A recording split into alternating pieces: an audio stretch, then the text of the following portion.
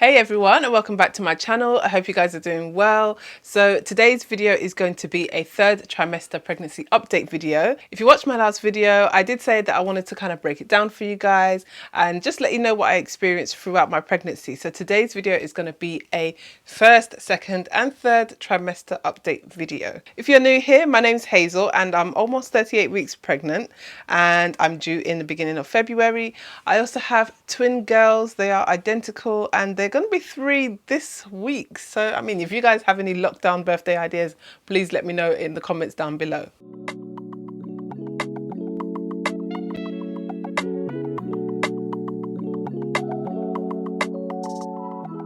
Right, so let's rewind, let's recap and go back to my first trimester when I found out that I was pregnant. So, I mean, I was going to go to a friend's house and I was trying on some new trousers. I had recently bought some trousers from Zara and when I tried them on, they were fine.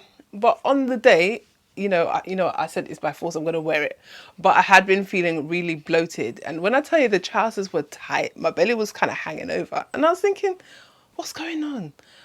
But I just thought to myself, you know what, I'm probably just coming on, like I was a little bit late. And sometimes when I am late, I start to feel bloated. So I just thought nothing of it.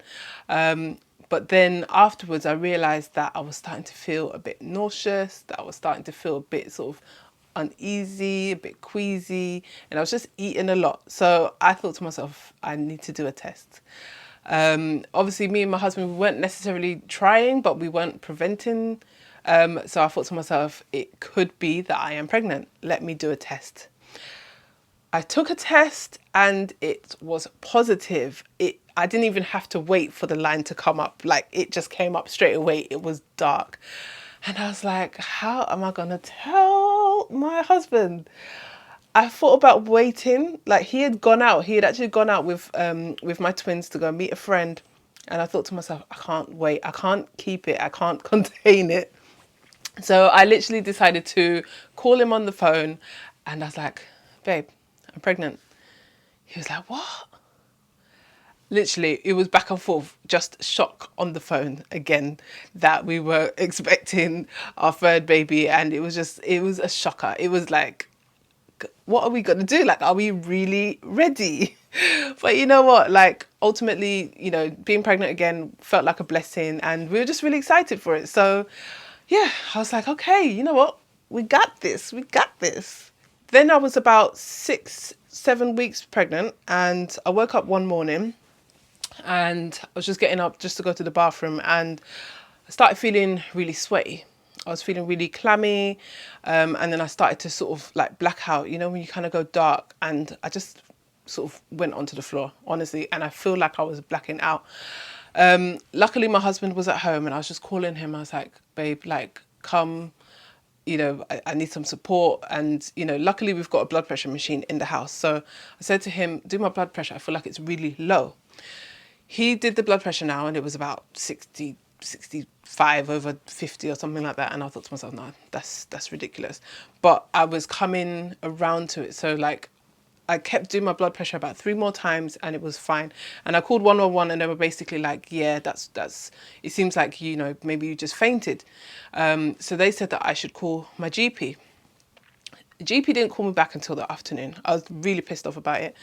GP called me back about 4 o'clock in the afternoon and basically said, with the readings that you're giving, like 111 should have told you that you should go to A&E.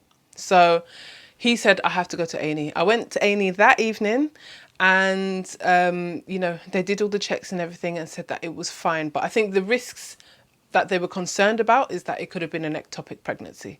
And honestly, the worry in the back of my mind, when you're pregnant and you're faced with risks like ectopic pregnancy, it is a worry. But, thank God everything was fine. And, they... I mean, they showed me they had to do an internal ultrasound because I was so early in my pregnancy. But when they showed me the picture, I was just over the moon. I was like, yes, it is real. Shit is real.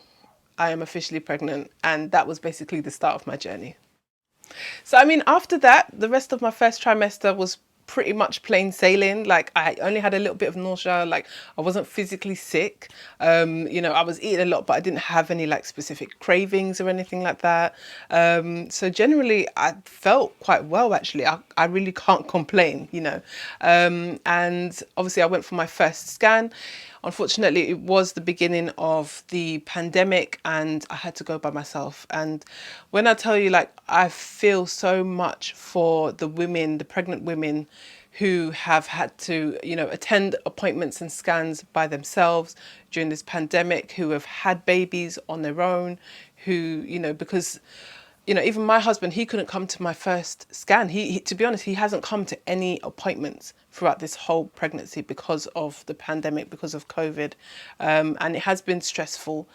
But I do feel for women who, you know, their husband's waiting in the car park because they can't come onto the ward because of COVID, and then they've missed the birth. Like, what is that?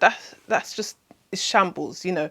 And obviously I had my own sort of experience of, you know, going to a scan and having a horrible experience, but I'll explain that in the second trimester. So first trimester, that was it. That was a wrap. It was all right. Right, guys, second trimester. This is when my belly decided to just pop out. I think it's because obviously where I had twins before, I think my belly had already sort of been used to the stretch. So when I was pregnant, my belly just popped from nowhere, and everyone was like, "Oh my gosh, Hazel, like, are you pregnant with twins again?" And I'm just like, "Ha ha ha ha." That's so funny. But no, it's just one baby this time round. But yeah, I started showing really quickly during this pregnancy. And, you know, thankfully, I've not had any stretch marks. I've been using my Palmer's cocoa butter. I've been using my bio oil. And yes, it's probably genetics as well. But so far, so good. I didn't have any stretch marks.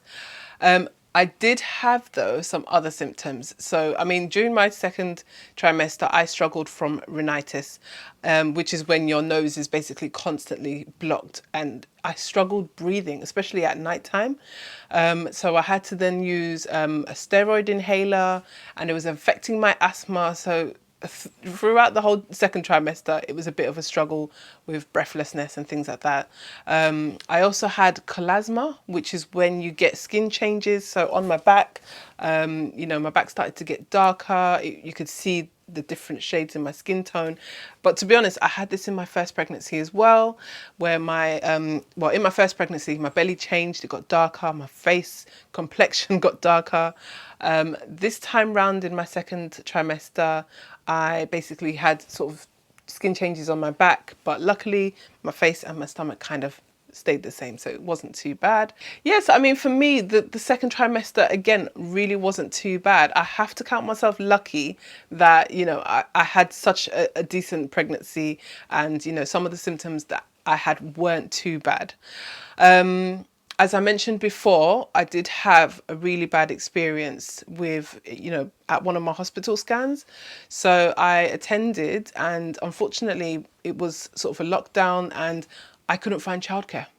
Literally, it was around the time when Boris was like, "Oh, you can only have one social childcare bubble," and you know, mine was unavailable. And as a last resort, I had to take my kids to the appointment.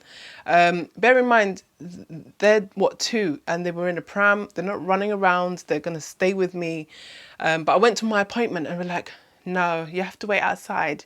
You know, you're gonna have to reschedule your appointment. You can't come to the appointment because there's no one that can look after your kids."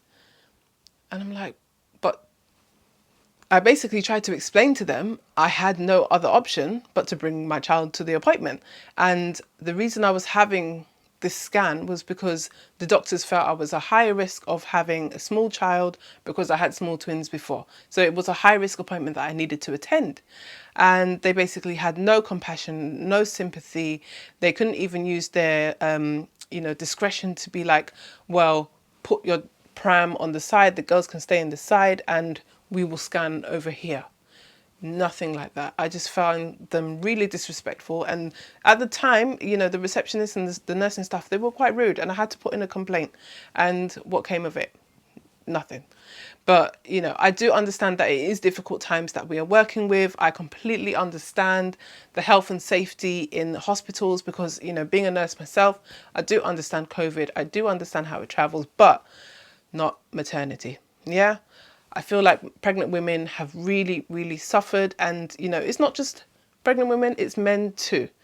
But I just really had a really upsetting experience, and I actually had to ask, one of the ladies who was waiting for the appointment actually offered to watch my kids for the minute that I went into the room to have my scan. And I can't remember her name, but I'm just forever grateful, because I was in tears that day. But yeah, aside from that, I've had such a good second trimester. So third trimester, I'm telling you, the baby brain is real. The speech, sometimes I'm just tripping over my words. I'm just saying all sorts of. Third trimester has been real. Not too bad, but I have had a few symptoms. Like, I've been struggling with insomnia. I've been walking into door handles. I've just been spluttering my words all over the place. Like, third trimester has been a bit of a struggle, and I've been quite breathless as well. So those are things that I've been trying to get through. But ultimately, I've been so excited to see baby. I last had my scan at 36 weeks, and baby was measuring then around 6 pounds 8 ounces. So baby's doing really healthy. Baby's doing very well. So I'm looking forward to meeting the baby. That was the last of my scans. So I think I've got another follow-up midwife appointment, but no more scans at the moment. So, I've obviously gained quite a bit of weight over my sort of pregnancy, but thankfully I haven't had too much swelling. So in my first pregnancy with the twins, my nose swelled up, like my feet were swollen. I was looking like the clumps in it. But today I count myself lucky that I haven't had too much swelling. But TMI, I've been having some round ligament pain, some fanny daggers, and extra discharge. So it's all just a bit too much for me at the moment, but I am really, really looking forward to this baby. I have had to think differently about how I'm going to prepare for this baby. With the twins, I had a planned cesarean at 36 weeks, whereas with this pregnancy, I am trying to have a VBAC, which is a vaginal birth after having a cesarean. So things have been different. I've been preparing for labour. I've actually been preparing to have contractions. So I've been doing some hypnobirthing. One of my friends really suggested a good site that do hypnobirthing, and I've been nesting, cleaning, packing my hospital bag. I've been trying to decorate a nursery. So I've been really keeping myself busy and keeping myself on my toes. And, I'm basically just waiting for D-Day to come. In this trimester as well, all of a sudden I started having cravings. Like, I've been eating rice pudding all the time. Who eats rice pudding? I actually love it. So yeah, I've been eating rice pudding, and I don't know why I love it so much, but I do. In my first pregnancy, it was ice frappes from McDonald's, and it was coconut water.